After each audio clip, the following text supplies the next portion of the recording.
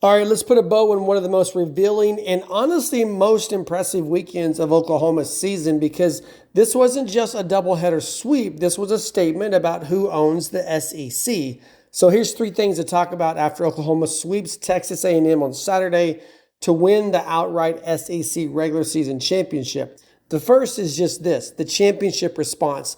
This is what elite looks like. Let's not gloss over how this weekend started. Oklahoma walked off the field Friday after blowing a late lead in that resumed game from Thursday in an 8-5 loss. Momentum gone, crowd energized, title suddenly in jeopardy a little bit. And what did they do? They came back on Saturday and won both games.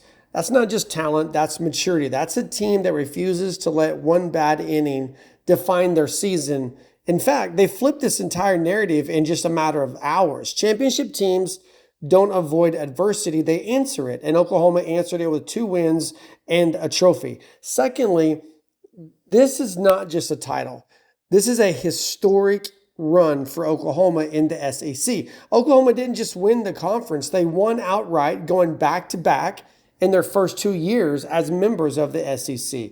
No sharing, no co-champions, no debate. And here's the stat that should make the rest of the league uncomfortable. The Sooners became the first team in conference history to win all 8 SEC series in a single season. So that's not surviving the SEC, that's dominating it. So all that preseason talk about adjusting to the league, about the grind, about the travel, about the depth, Oklahoma didn't adjust to the SEC. The SEC is adjusting to Oklahoma. The third thing, Audrey Lowry, this was the steady hand that closed the door. Stars get headlines. Closers win championships.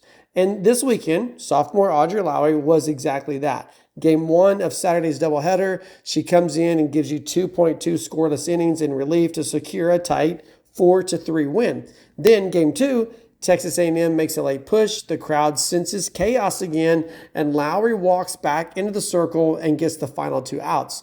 That's not pitching, that's trust, that's composure. That's a staff knowing exactly who they want the ball in the biggest moment of the game.